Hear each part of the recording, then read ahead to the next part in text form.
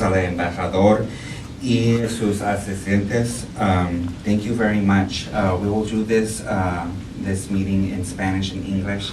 And forgive me, my Spanish is not that great, so that took me a lot of help to do that. Great. Thank you, gracias. Maria Pia, one of our chapter board members, will help us if y'all need help in Spanish and English. Maria Pia is here to help us with that. Before we get to the ambassador, I do want to remind you all this is a chapter membership drive, so if you haven't paid your membership dues, please do so. It is half price through the end of the month, so that special is going on. You can also renew online at NHJDC at nhj.org, or you can give me a check. I can take checks and I'll mail them through. I don't. One more quick announcement before we get to the ambassador. On April 12th, we have our job fair at Georgetown University at the downtown campus. The cost is $10. There's 5 journalism groups that are helping us plan that. It's AAJA, NLGJA, WABJ, and SPJ. So there's 5 chapters in DC that are working on that joint journalism project. Right now we have 3 companies confirmed: my station, NBC, McClatchy, and USA Today. So please, we will send out a note, so mark your calendar, April 12th, we'll do that. And without any further ado, I'll present Ambassador Medina.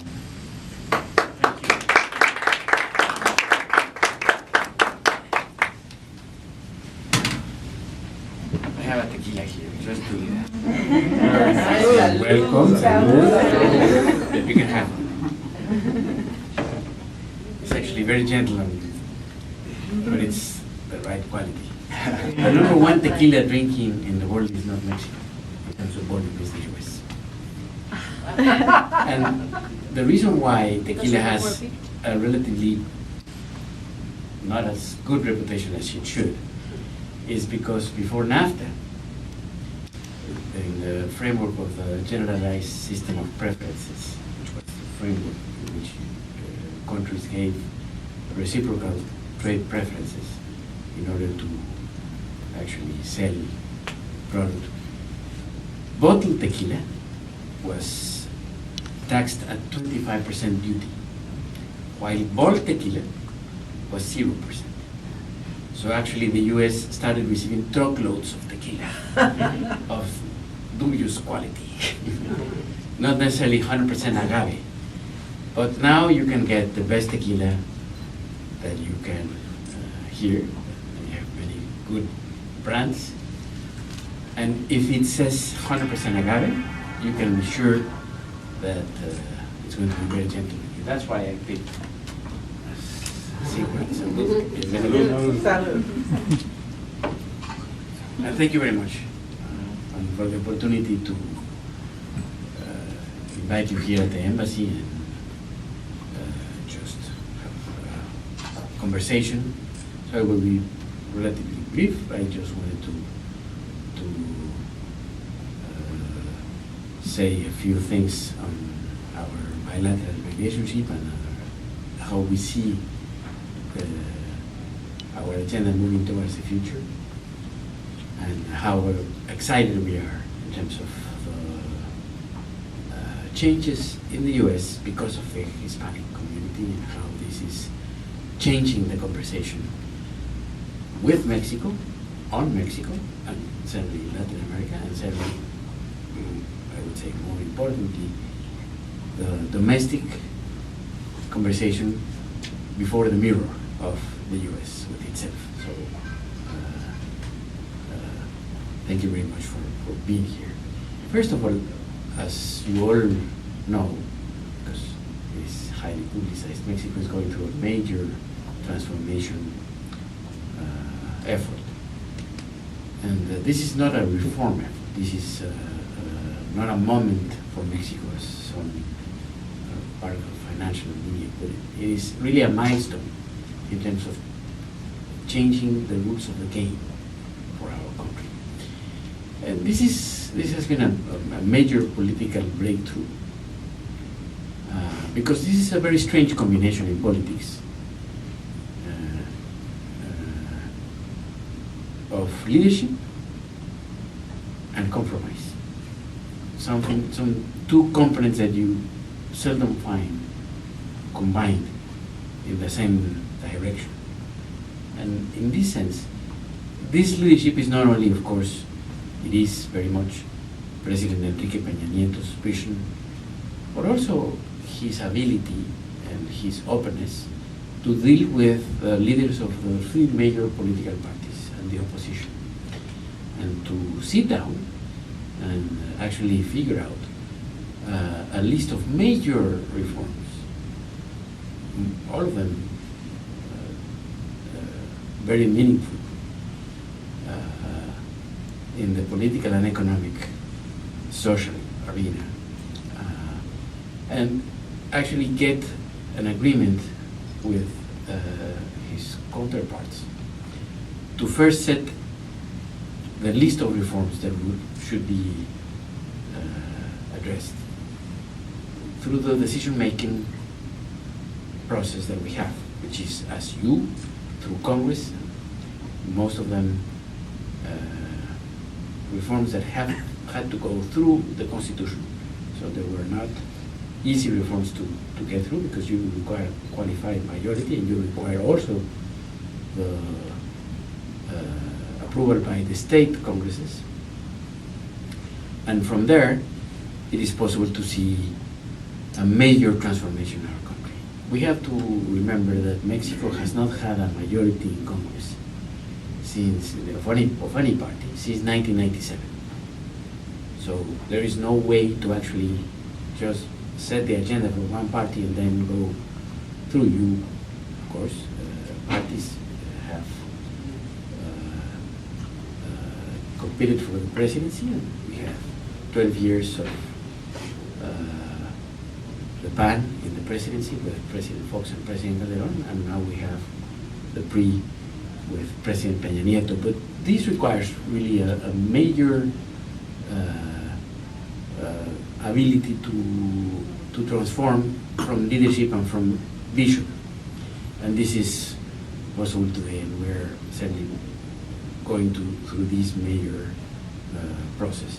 We had, from this effort, labor reform in late 2012, then education reform, which was a major breakthrough in terms of removing union from the ability to control careers and the curricula, and therefore to really be able to improve quality of education. The most important part of the reform of education is still yet to be accomplished, because it has to deal with the quality of education, the quality of the service that we are providing our young kids at school. And this is a major one. We have, of course, also a reform in the telecommunications and antitrust area, a major breakthrough as well. These are two separate reforms, but really very much combined, that actually impose limits on those dominant players, both in the broadcasting and telecommunications market. And it also provided a major reform in the antitrust system. I was part of the commission that developed the first antitrust law, modern law, in Mexico back in the mid-90s. And we had a good law, but it was often portrayed by those in the field, a law that had teeth but not jaws.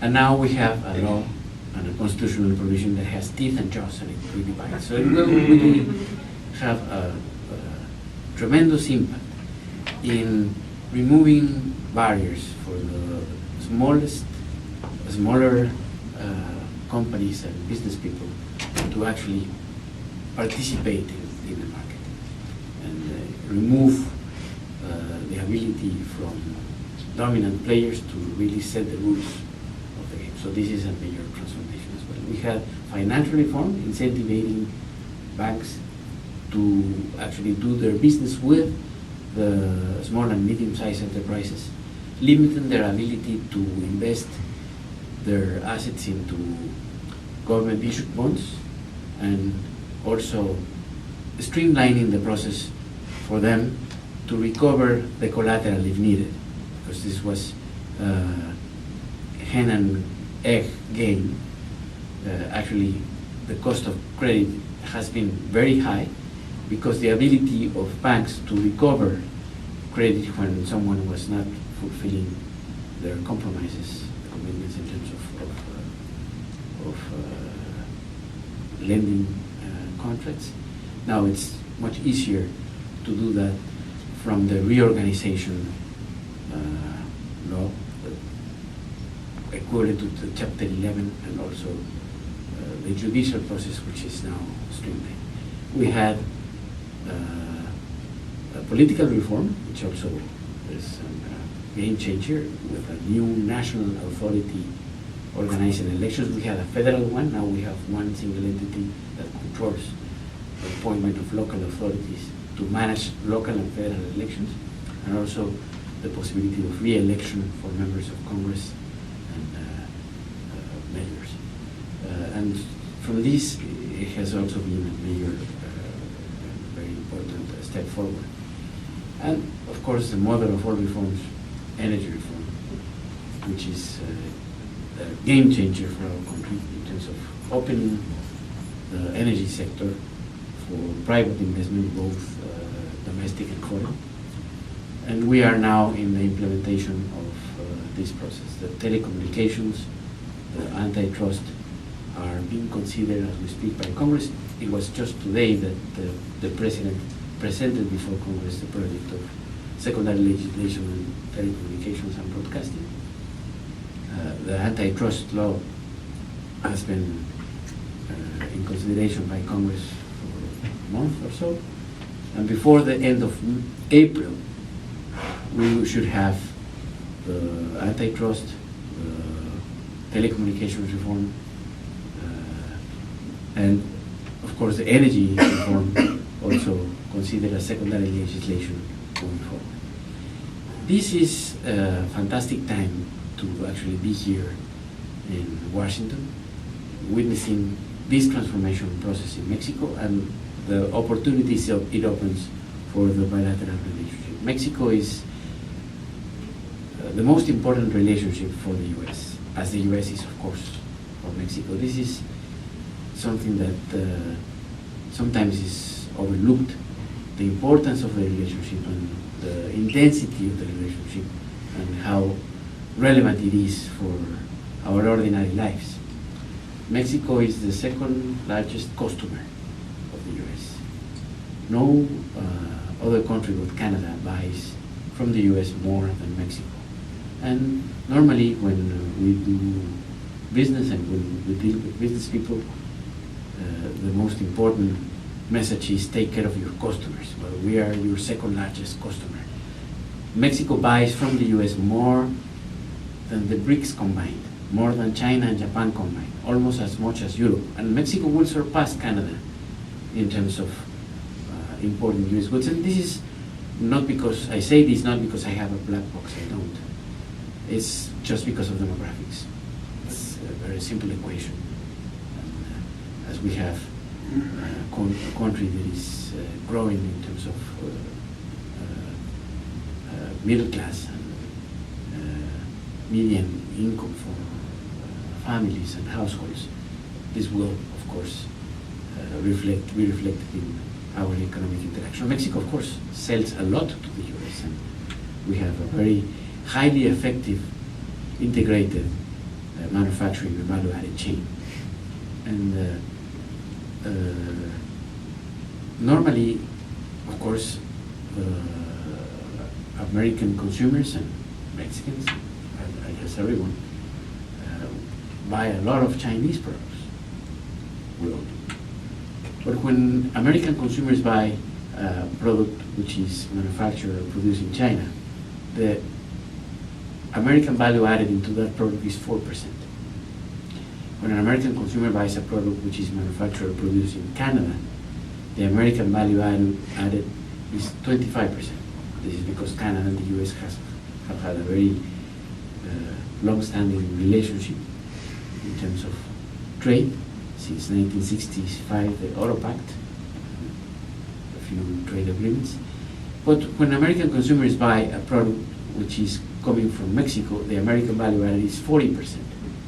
There are 6.5 million US jobs that depend on how much Mexico buys from the US. And in this sense, this reflects that we actually produce together to sell together in this market and to the world. Because when Mexico exports products to third parties, Latin America or Europe or Asia, the US value added into those products is 38%. That's a million. So we are actually combining our competitive advantages and looking forward. In this sense, North America is the most attractive economic area of the world. I think that when we look towards the future, the most vibrant and attractive economic space is North America. It's not Asia. It's us. It's Mexico, the US, and of course Canada, as we share the same approach. From that, I will leave it there and open to comments and questions.